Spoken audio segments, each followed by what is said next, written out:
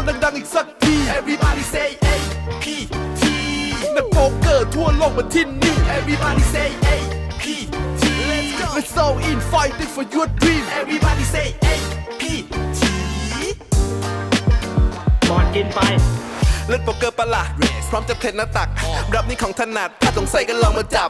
ICM Sport อย่าเก่งตัวไปหัดมาก่อนฝีมือของคุณยังอ่อนถ้าไม่มีถ้วยสิงโตให้จับ APT ใครๆก็ลองมาแข่งถ้าคุณคิดว่าแสบไม่จำเป็นต้องแอบมาพิสูจน์กับแข่งของนักโป๊กเกอร์ทั่วโลกถ้วยสวยสุดในโลกการันตีใหญ่สุดในเอเชียผมพอยต์บิลีฟชิปอันดับหนึ่งครับผมไม่ได้มีการเตรียมตัวอะไรมากครับเล่นให้สนุกอย่างเดียวครับผมในฐานะชิปลีดผมก็คิดว่าโอกาสที่ผมจะคว้าแชมป์ก็น่าจะเกิน 80% แล้วครับภาวนัทอินครับชิปอันดับ2ครับความใจครั้งนี้ก็เต็มร้อยครับผมก็สบายครับรอบนี้ผมว่าผมเอาชนะได้อยู่แล้วครับผมเทสแรกตอนนี้ชิปอยู่อันดับ3ครับวันนี้เตรียมตัวมาต้องบอกว่าความมั่นใจเหลือๆครับแชมป์แน่นอนคนไทยครับใครก็ได้เจอแน่นะครับ APEM 99 ชิปเข้าไปที่ 4 ครับความมั่นใจก็อยู่ที่ดวงครับประสบการณ์ทัวร์ก็น่าจะไม่เป็นรองใครสายเหนียวอยู่แล้วครับระวังผมไว้ด้วยครับหยง GG 789ครับชิปอันดับที่5มั่นใจครับมั่นใจเป็นผู้เล่นมือใหม่หัวใจแชมเปี้ยนครับมาถึงได้ขนาดนี้ผมว่าผมแชมป์แล้วแหละผมโจรามาทูนะครับชิปอยู่อันดับ6การเต็มตัวผมวันนี้ผมก็ศึกษาคู่แข่งมาเยอะต่อให้ชิปน้อยแต่อาจจะแชมป์ก็ได้นะครับ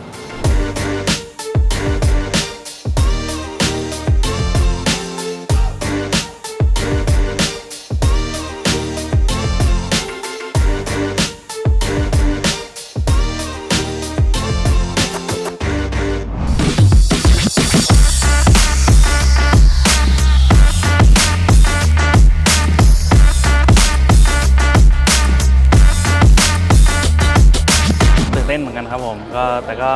ชิวๆอยู่ครับก็ยังไม่เท่าไหร่พร้อมสู้ครับผมก็เดี๋ยวรอติดตามได้เลยครับผม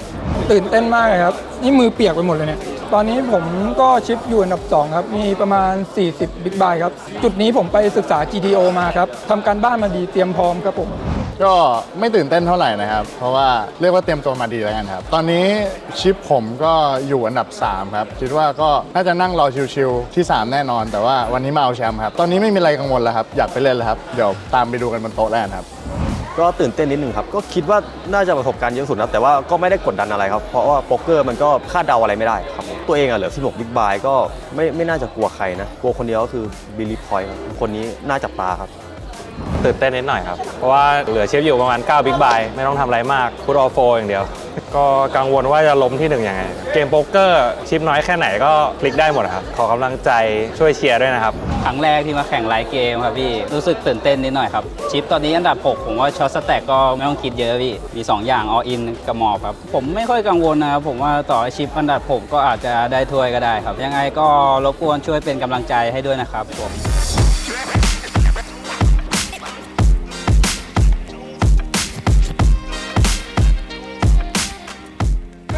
ก็จับซีดครับแต่ว่าจับแย่งกันไปกันมาไม่รู้ทำไมตรงนี้คนอยากได้ทำไมออร่ามันออกกันตรงนี้ว่าเป็นที่แชมป์ที่ออกแชมป์ก็โจเขาเลือกก่อนใช่ไหมเขาเลือกคลิปนี้แล้วเขามี200,000ก็เลยเลือกคลิปนี้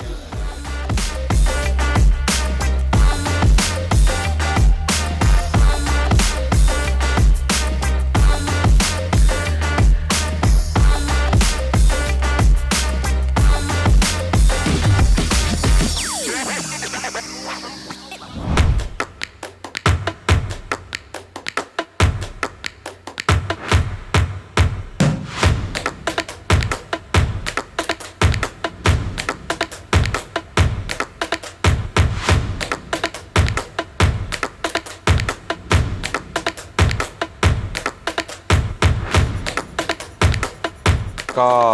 ผมมี Ajax Suit เปิดฟลอปมายังไม่ติดอะไรแต่ว่าเปิดเทิร์นมาติดแฟลชดอร์แล้วก็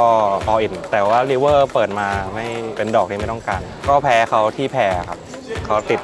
คู่9ก็รายการนี้ก็จบได้ที่6ครับก็มานี่เล่นไลฟ์ก็สนุกดีมันก็ตื่นเต้นดีครับก็เดี๋ยวไปแก้ที่เมนอีเวนต์นะคิดว่าเมนอีเวนต์ก็อยาก ITF นะ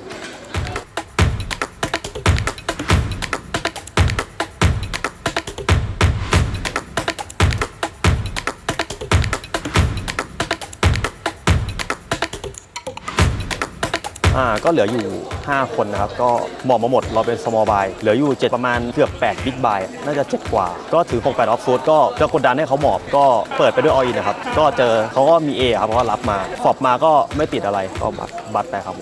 ก็จบอันดับ 5 ครับผมก็ตั้งแต่เล่นเลยก็การ์ดเดทตลอดเลยครับแทบจะไม่มีแฮนด์ครับผมก็เต็มที่แล้วครับเดี๋ยวไว้ไปแก้ตัวในเมนอีเวนต์วันพรุ่งนี้ครับ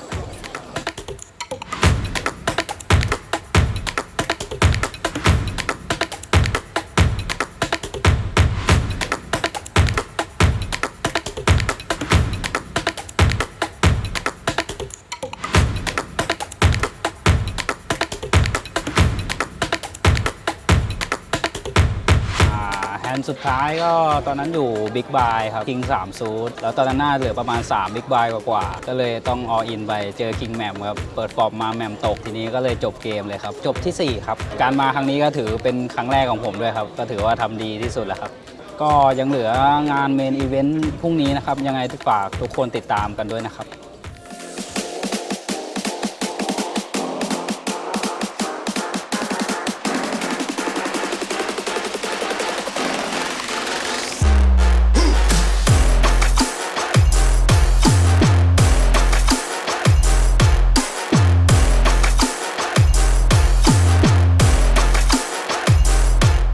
เมื่อกี้แทนสุดท้ายครับมี Belief Open Race มาจากบัตทอนนี่แหละผมอยู่ Small Blind เหลือประมาณน่าจะ4 Big Buy ครับถือ Pocket 9ต้องไปอยู่ละแล้วก็พี่เขาคอเจอ King Jack of Suit เปิดมาแจ็คตกเลยเรียบร้อยไม่ได้ลุ้นครับก็ไม่เป็นไรเขาดีฟกันแต่ว่าผมว่าที่ 3 ก็โอเคครับเสียดายนิดหน่อยคิดว่ามีลุ้นคือคิดว่าถ้าสังเกตเนาะชิปใกล้กันโยนชิปกันไปกันมาเยอะมากครับแบบมีแฮนด์ชนกันบิ๊กสแต็กเขาก็ชนกันคือผมว่าชิปเฉลี่ยเนี่ยมันไม่ห่างกันมากก็เลยคิดว่าถ้าเราฟลิปผ่านหรือมีแฮนด์ดีๆให้เล่นเนี่ยก็น่าจะไปต่อได้ไม่ยากก็เดี๋ยวไปเจอกันในเมนอีเวนต์ครับ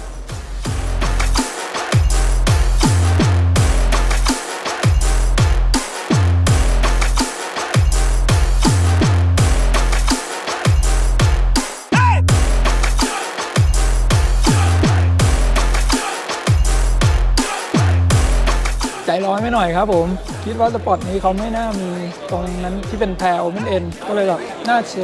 ชนะเลย all in over ฝักผมอยู่ small buy ใช่ไหมปุ่มถือแจ็ค4 off ผม open 300,000แล้วเขาก็แฟดเขาถือ 78 ซูทปอบออกมา 9 8 10เขาเช็คแล้วผมก็ all in แล้วก็แทงของก็ถือ 78 ผมถือแจ็คโอเ n นเอ็นเดียวครับผม ใจร้อนไม่หน่อยใจร้อนไม่หน่อยเดี๋ยวไปแก้ตัวอีกทีในเมนอีเวนต์ครับ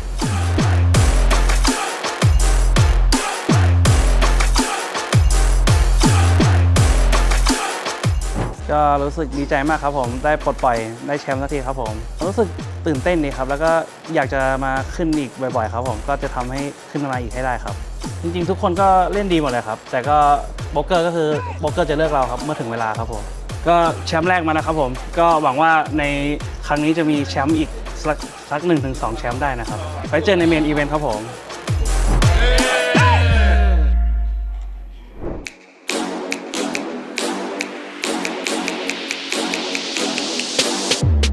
วันนี้ก็มาลงเมนอีเวนต์ไฟท์ซีด้วยกันครับผมแต่ละคนอาจจะลงเวลาไม่ตรงกันครับก็ผมว่าจะลงเลยครับตั้งแต่เลเวลแรกเนี่ยครับผมชอบแบบไปเรื่อยๆแล้วดูคนมันโตครับก็เลยเลือกลงแต่เลเวลแรกๆครับก็กะว่าจะลงสักเวล5เวล6ครับเพราะว่าแรกๆกลัวแบบว่ากลัวคูลเลอร์ครับส่วนผมก็ดูก่อนครับว่าถ้าคนเยอะแล้วก็อาจจะลงเลยแต่ถ้ายังไม่เยอะก็เดี๋ยวค่อยลงครับวันนี้ก็ความมั่นใจเกิน100อยู่แล้วครับผมต้องเข้าไป ITM ให้ได้ครับเราไทยด้วยกันวันนี้ก็สู้ไปดีกว่าครับพบเจอกันไฟนอลครับความคาดหวังก็จริงๆก็อยากจะเข้าไป Day 2แล้วก็ไต่เข้าไปเรื่อยๆครับ Day 3 Day 4ครับแต่ก็ไม่รู้ว่าจะทำได้หรือเปล่าก็อยู่ที่คนในตัวแล้วก็จังหวะก็หวังว่าจะ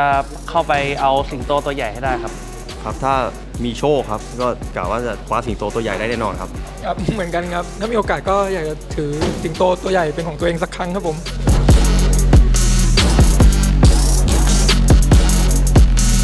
ครับผมตอนนี้พวกเรากำลังเต็มตัวจะลง APT Main Event Flight 4 นะครับก็ผมแพลนไว้ว่าจะลงประมาณเลเวล3เลเวล4ครับผมว่าก็ถ้าโต๊ะคนประมาณ6คนหรือเกินกว่านั้นก็ลงได้เลยผมว่า เมื่อวานวอร์มกันไปแล้ว วันนี้มั่นใจเต็มร้อยครับ เมื่อวานไม่แชมป์เดี๋ยววันนี้แชมป์เมนเอาแล้วกันครับ แต่ผมไม่ค่อยมั่นใจนั่งโต๊ะเดียวกันดิเราได้นั่งโต๊ะเดียวกัน ตอนนี้ก็เอาให้รอดไปถึงเดย์2ก่อนแล้วกันครับ วันนี้เมนอีเวนต์ต้องบอกว่าน่าจะหินกว่าเมื่อวานพอสมควร แต่ก็เต็มที่ครับมั่นใจ ผมก็พยายามจะไปเจอกับเขาในเดย์2นะครับ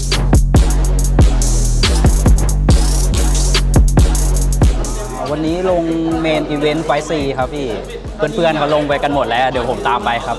ตอนนี้ก็ขอให้เข้าเดย์ทีก็พอครับ แล้วก็ยังไงก็อยากเข้าไฟนอลให้ได้ครับ ตอนนี้ก็เหมือนการมาเล่นโต๊ะจริงครั้งแรกก็มีความกังวลอยู่เล็กน้อยครับ แต่ว่าทำเต็มที่ครับยังไงฝากทุกคนช่วยเชียร์กันด้วยนะครับ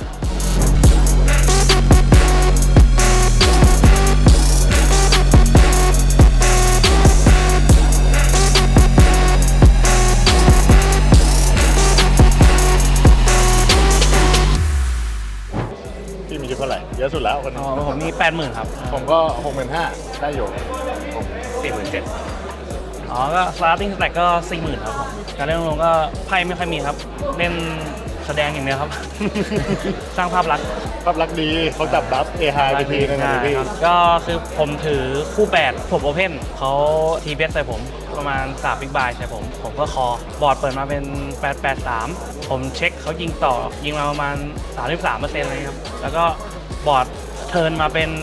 9ผมเช็คเขาเบสเบามาอีกทีนึงเขาเหลือข้างหลังอยู่ประมาณ10,000นิดๆผมก็เลยดันเขาออกอินเขาจับผมด้วย A5 ภาพพจน์ผมดีไปหน่อย เขาเลยจับผมได้ก็เลยชิปก็เลยมา ก็ตอนแรกลดไปใกล้จะแตกอะครับ แล้วตอนหลังก็กลับมาได้ครับ ตอนนี้ก็ชิปอยู่เท่าเดิมเลยครับ 42,000 ครับ ตอนนี้ก็ปั้นขึ้นมาเป็น 70,000 ครับ เดี๋ยวเข้าไปเล่นต่อเลเวล7ครับเดี๋ยวกำลังจะเริ่มครับ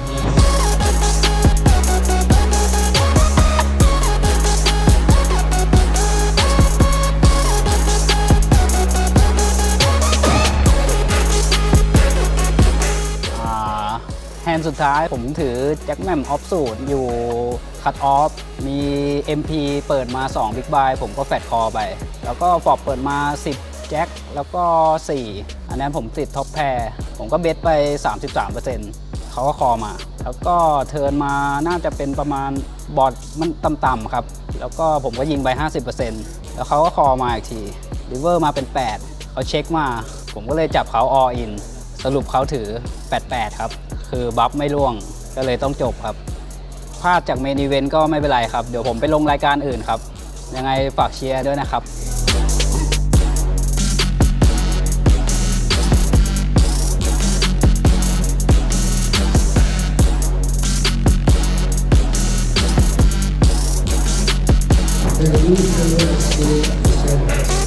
แล้วเราก็ได้เข้า Day 2 ครับ หลังจากหลุดจากกลุ่มนรกมา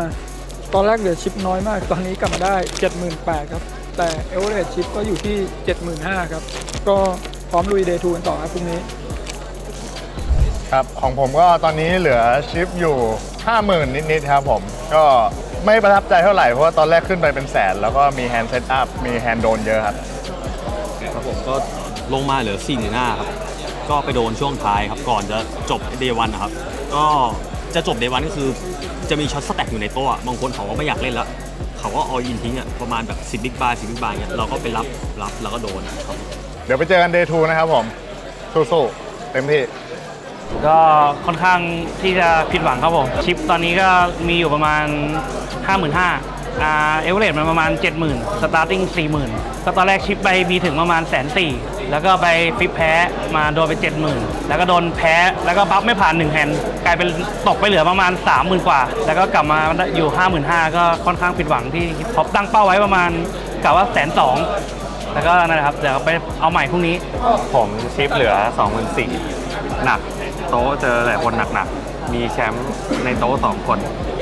ไม่ไหว ก็เดี๋ยวไปลุยกันต่อเดย์ 2 ครับ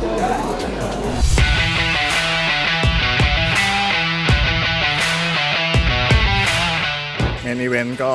บัสโตเรียบร้อยครับผมตอนนี้ น่าจะตกที่อันดับแถวๆ220 กว่าๆครับแฮนด์ที่ตกก็ต้องบอกว่ามีแฮนด์ก่อนหน้าที่ผมเสียสแต็กไปประมาณครึ่งสแต็กผมมีประมาณแสนนิดๆแล้วก็เป็นแฮนด์ใหญ่ครับชนกัน แต่ว่าแฮนด์เนี้ยมันไม่มีอะไรมากมันเป็นแฮนด์ที่แบบว่าสมเหตุสมผลเขามีใหญ่กว่าผมก็โอเคไม่เป็นไร small blind big blind เนาะ ทีนี้แฮนด์ถัดไปผมมี Pocket King ผมเหลืออยู่ชิปอยู่ประมาณ 50,000 ชิปครับ ก็ประมาณเกือบ20 Big Blind ก็มี Hijack Open Race มา แล้วก็ Cut Off Call ผมอยู่ที่ Bottom ผมเปิดมา Pocket King ก็แน่นอนว่าเราไปอยู่แล้ว แต่ว่าผมคิดว่าผมเหลือสแตทประมาณเนี้ยยังไม่จำเป็นต้องรีบ all in ก็เลยเลือกเรสไปก่อน แล้วก็ยังไงเราก็ไปที่ฟลอปอยู่ดี ผมก็เรสไปประมาณ 15,000 มันก็ประมาณ5 Big Blind ครับตอนนั้น แล้วก็คอกันมา 2 คนฟลอปออกมาเป็น A something สักอย่าง แล้วก็โอเคช็อตนี้เขาเช็คมาผมก็เหลือข้างหลังนิดเดียวครับก็ไปอยู่แล้ว แล้วก็ Big Stat ก็คอมาด้วย A เล็กๆครับ A ศูนย์เล็กๆ ก็เรียบร้อยครับ ครับก็ตกเมนอีเวนต์ไปที่เรียบร้อยไปแล้วครับเดย์2ก็เหลือ12 Big Buy ก็เปิดอออินไปด้วยคู่ 7 ก็มีคนรับไปครับคือคู่ 9 ครับเดี๋ยวก็ขอแก้ตัวรายการถัดไปครับผม ก็ตกรอบ Day 2อะครับ ก็ผมมี Pocket A แต่เจอ Flush โดนงัดศอกเต็มที่ก็ตกเรียบร้อยแล้ว Day 2ไม่เป็นไรครับ อีเวนต์นี้ครั้งแรกรอบหน้าชิงตั๋วไปประเทศหน้าเจอกันใหม่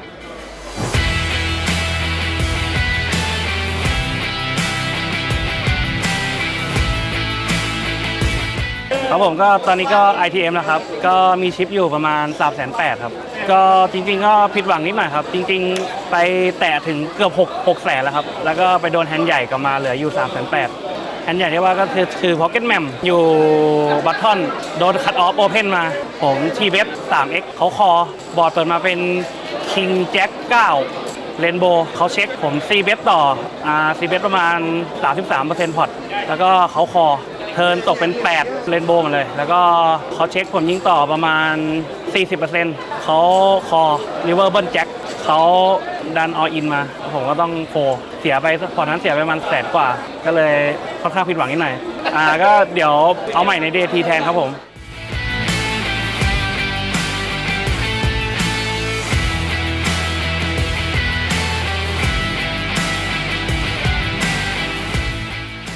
ครับตอนนี้จบ Day 2 ครับกำลังเข้า Day 3 ครับ ตอนนี้ก็ชิปมีอยู่ที่ 745,000 ครับ เอลเลชิปอยู่ที่ 207,000 ก็เข้า Day T แล้วครับ พรุ่งนี้สุดยอด แต่วันนี้ตอนแรกไปเล่นแฮนด์ที่ 2 ของมันเลยนะครับ โกงความตายมาแฮนด์หนึ่งก็คือแบบเกือบตายเขา AA ผม A Queen ไปออินใส่เขาปาบรันออกมารันเนอร์ฝัดโชคดีครับ ตั้งแต่แฮนด์นั้นมา ก็คือมาถึงตรงนี้ได้ครับยังไงก็ฝากตามเชียร์ Day 3 ด้วยนะครับ ขอบคุณครับ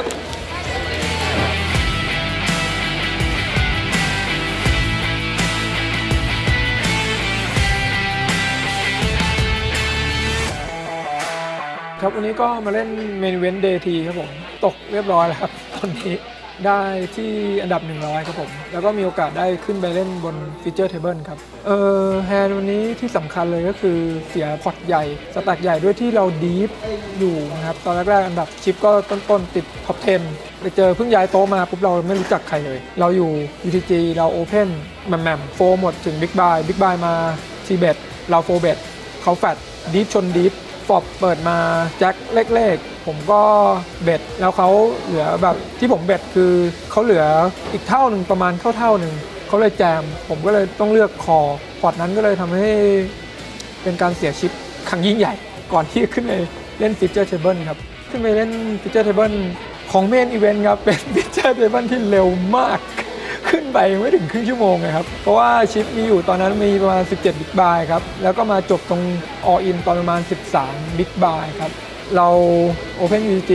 A Queen Off ครับแล้วก็มีเลดนะครับรับด้วยแจ็คแล้วก็ Heads Up กัน 2 คนครับฟอบตกแจ็คเขาติดเซตเรียบร้อยครับไปหวัน ครับในอีเวนต์รอบนี้ก็ถือว่าพอใจผลงานครับได้จากชิงตั๋วมาแล้วมาจบได้อันนี้ก็โอเคแล้วครับเขาวหน้าสู้ใหม่ ก็ตกมาครับได้ที่ 104 ครับผมก็ไม่ค่อยพอใจในวันสุดท้ายเท่าไหร่ครับเล่นไม่ค่อยดีเท่าไหร่แล้วก็รันไม่ค่อยดีด้วยครับก็เดี๋ยวไว้ไปแก้แค้นเอารอบหน้าครับผม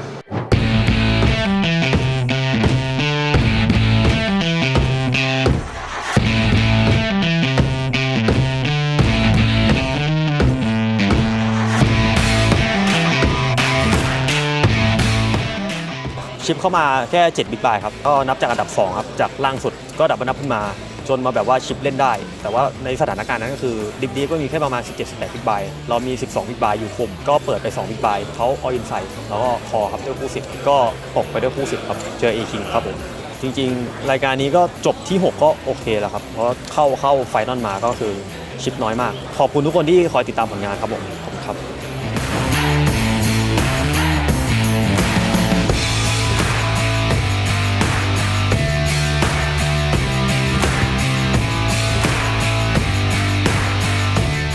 เป็นรายการที่ไม่คิดว่าจะลงครับรายการ Hyper Bomb Pot ครับผมก็ได้ที่ 2 มาครับเสียดายอดได้ถ้วย จริงๆต้องบอกว่ารายการนี้คือแบบผมสมัครกับพี่ AP 3 นาทีสุดท้ายครับเรียกว่าไม่ได้คาดหวังอะไรเลย แล้วก็มันเป็นเกมที่ต้องพูดตรงๆว่าเราไม่ได้ถนัดเท่าไหร่ แต่ก็มาไกลขนาดนี้นี่เกินคาดมากๆแล้วครับไม่เสียใจเลยครับ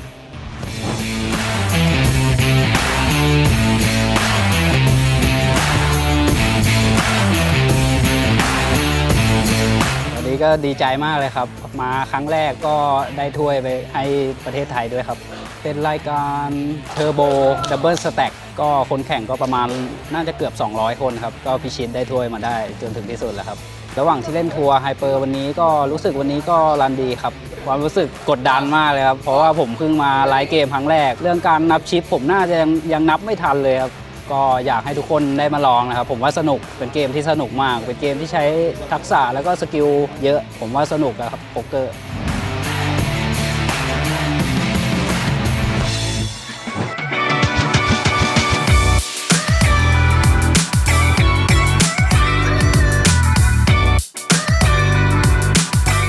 ก็สนุกดีครับก็เป็นประสบการณ์ครั้งแรกของผมถือว่าเปิดประสบการณ์มากเลยได้เรียนรู้อะไรเยอะเลยครับผมลงฟรีซเอาท์ไปผมตกที่ 22 จาก 144 คนอินเดอร์มันนี่ที่ 20 ก็เสียดายมากๆอย่างน้อยก็ได้มาเชียร์เพื่อนๆครับแล้วก็ลุ้นกับเพื่อนๆที่ให้ได้แชมป์มีเพื่อนคนหนึ่งก็ได้แชมป์ได้ถ้วยไปก็ดีใจกับเพื่อนด้วยครับคิดว่าถ้ามีเวลาก็อยากจะมาลองเล่นทัวร์นาเมนต์นะครับเพราะว่าคนไทยที่มาเล่นทัวร์นาเมนต์ก็เยอะอยู่เหมือนกันค่อนข้างเป็นคอมมูนิตี้ที่สนุกแล้วก็เป็นงานที่ได้เรียนรู้จากคนเก่งๆหลายๆชาติครับแนวการเล่นของแต่ละชาติก็ไม่เหมือนกันลองมาดูเพราะว่ามันสนุกมากจริงก็ได้เป็นตัวแทนมาแข่ง1 ใน 6 คนของ AP อะครับในรอบสุดท้ายผมก็ในรายการนั้นก็จบอันดับที่ 5 และที่สำคัญได้ลงเมนอีเวนต์ครับผมบรรยากาศทั้งหมดก็คือในรายการก็คือโอเคมากครับทั้งสถานที่แล้วก็เรื่องที่พักค่อนข้างดีครับผมใน APT รอบนี้ก็คือมี ITM ไป1 รายการครับก็เป็น Final Table ด้วยจบที่ 6 ครับของรายการ Fit Out ก็ทุกคนที่มาก็เก่งทุกคนครับก็มีผลงานทุกคนยินดีกับผู้ชนะด้วยครับก็ประสบการณ์ที่ได้มาเล่นที่นี่นะครับก็เป็นครั้งแรกด้วยก็อาจจะมีตื่นเต้นบ้างแล้วก็ประหม่าบ้างเพราะต้องศึกษาคู่ต่อสู้แล้วก็ต้องมานั่งคำนวณชิปด้วยที่พักก็ดีครับโรงแรม5 ดาวเป็นครั้งแรกผมก็รู้สึกดีครับที่ได้มาแข่งที่นี่ครับส่วนรายการที่ลงก็ลงไป4 รายการครับที่รายการหลักๆเลยก็เป็นเทอร์โบดับเบิลสแต็กครับที่ได้แชมป์มาก็ถือว่าดีใจมากเลยครับที่ได้แชมป์มาทัวร์นาเมนต์นี้จริงๆต้องบอกว่าเกินคาดตั้งแต่ได้ตั๋วมาแล้วครับก็เลยไม่ได้เตรียมตัวอะไรมามากเพราะว่าจริงๆก่อนหน้านี้ผมก็ไป APT ที่ไทเปมาแล้วก็ไม่ได้วางแผนว่าจะมารอบนี้แต่พอได้ตั๋วมาก็เลยโอเคเกินคาดแล้วก็ไม่ได้คิดว่าจะลงทัวร์นาเมนต์อะไรเยอะแยะครับได้เมนอีเวนต์เข้าเดย์2ก็ต้องบอกว่าคิดว่าน่าจะได้เข้าเดย์3แต่ว่าโอเคไม่เป็นไรก็ลงรายการอื่นเพิ่มครับที่ลงไปก็จะเป็น Hyper Turbo ที่เป็นบอมพอตอันนึงครับแล้วก็ลงเทอร์โบอีก2 รายการครับผมที่ลงเพิ่มไปครับผลงานที่ดีที่สุดก็เป็นรายการที่ไม่ได้คาดคิดว่าจะลงด้วยซ้ำครับก็คือเป็น Hyper Turbo Bomb Pot ครับก็ได้ที่ 2 มาครับรายการนี้สถานที่แข่งขันต้องเรียกว่าเป็นคอมเพล็กซ์ที่ครบครันมากครับมีร้านอาหารมีที่ให้ไปปาร์ตี้สังสรรค์ครบเลยครับก็ถ้าสนใจอยากมาเล่นผมคิดว่าไม่ต้องกลัวครับเตรียมตัวนิดหน่อยแล้วก็มาได้เลยครับแล้วก็ไม่ต้องคิดว่าค่าใช้จ่ายเรื่องไบอินทัวร์นาเมนต์มันแพงครับเพราะว่าเมนอีเวนต์หรือรายการที่ใหญ่ๆมันก็มีแพงจริงแต่ว่ารายการเล็กๆอย่างที่ผมเล่นไบอินแค่ 3,500 บาทมันก็มีครับความคาดหวังในอนาคตก็คิดว่าจะimprove พัฒนาตัวเองในฝั่งทัวร์นาเมนต์ให้เยอะขึ้นแล้วก็อยากจะไปเมนอีเวนต์ให้ได้ลึกกว่านี้ครับอยากจะลองเข้าไฟนอลเมนอีเวนต์ดูครับสนุกดีครับโดยรวมที่ผ่านมาก็สนุกดีเป็นประสบการณ์ที่ดีครับที่ได้มาโอ้สถานที่ก็มีความหรูหราดีครับดีทุกอย่าง ทั้งบรรยากาศทั้งอะไรเพลเยอร์แล้วก็เพื่อนๆที่มาก็ได้มิตรภาพครับถึงมาแข่งกันแต่พอเราจบเกมปุ๊บเราก็แบบไปเชียร์กันอะไรอย่างเงี้ยให้กำลังใจด้วยกันมันก็สนุกดีแล้วมีกำลังใจในการเล่นขึ้นเยอะเลยครับผลงานในครั้งนี้ที่ดีที่สุดก็น่าจะเป็นเมนอีเวนต์แล้วครับที่เข้า ITM ได้จบอันดับ100 จาก 1,000 คนครับส่วนรายการอื่นที่เป็นไซด์อีเวนต์ก็ล่วงหมดครับตามระเบียบในคุซีฟจบที่2ครับที่ได้มากัน6คนก็จบที่2ครับก็ขอบคุณ ABT ครับที่จัดกิจกรรมดีๆแบบนี้ให้แล้วก็ทีมงานทุกคนดูแลน่ารักมากช่วยเหลือทุกอย่างครับกับเพลเยอร์ที่มาแข่งขันครับรอบหลังมีโอกาสอีกก็จะพยายามมาอีกครับมาให้ได้ครับผมขอบคุณครับ ครับผมก็ตอนแรกจริงๆที่ได้มานิลาก็ตอนแรกก็ไม่ได้คาดหวังอะไรเท่าไหร่ครับแต่พอมาถึงแล้วรู้สึกว่าโอเคกว่าที่คิดเยอะเลยครับทั้งห้องนอนห้องโป๊กเกอร์สภาพแวดล้อมโดยรวมถือว่าดีมากครับผลงานก็เป็นได้แชมป์ของรายการ Exclusive ครับผมแล้วก็ได้ ITM Main Event อันดับที่ 104 ครับผมส่วนใหญ่นักโป๊กเกอร์ผมเห็นก็น่าจะเฟรนลี่กันแทบทุกคนเลยครับก็ดีใจมากครับที่สังคมโป๊กเกอร์เป็นอะไรที่แบบน่าสนใจมากครับก็สนุกมากครับได้รู้จักทุกคนแต่ละคนได้รู้จักพี่ๆน้องๆทำให้รู้สึกว่าวงการโป๊กเกอร์ไทยก็เป็นที่น่าสนใจมากขึ้นครับแล้วก็อยากให้มีคนสนใจเยอะขึ้นเรื่อยๆครับผมก็ขอบคุณ ABT มากครับที่จัดรายการดีๆแบบนี้ขึ้นมาครับแล้วก็อยากให้ทำแบบนี้ไปเรื่อยๆครับผมหวังว่าคนไทยทุกคนจะสนใจมากขึ้นเรื่อยๆครับสำหรับความคาดหวังผมก็คงอยากจะได้ถ้วยใหญ่ถ้วยพวกเมนอีเวนต์พวกไฮโรลเลอร์เงี้ยครับก็คือเป้าหมายก็คงไปเป็นว่านั้นครับก็ดังนั้นผมก็คงจะได้ไปรันออกนอกประเทศบ่อยขึ้นครับจากคนไม่ชอบนั่งเครื่องบินแล้วตอนนี้ก็ต้องยอมเพื่อที่จะแบบไปตามล่าหาความฝันครับผมก็อยากได้ถ้วยใหญ่ครับผมก็จะตามล่าต่อไปครับครับก็ขอบคุณรายการ ABT ครับแล้วก็สปอนเซอร์ครับที่จัดรายการดีๆขึ้นครับผม ก็ขอขอบคุณทีมงานที่ดูแลในการมาท่องเที่ยวรอบนี้ด้วยนะครับ ขอบคุณเพื่อนๆในทีมด้วยครับที่ได้มิตรภาพในการแข่งครั้งนี้แล้วมาช่วยกันเชียร์ทำให้การแข่งขันสนุกมากยิ่งขึ้นครับผม ABT Thailand Exclusive เฮ้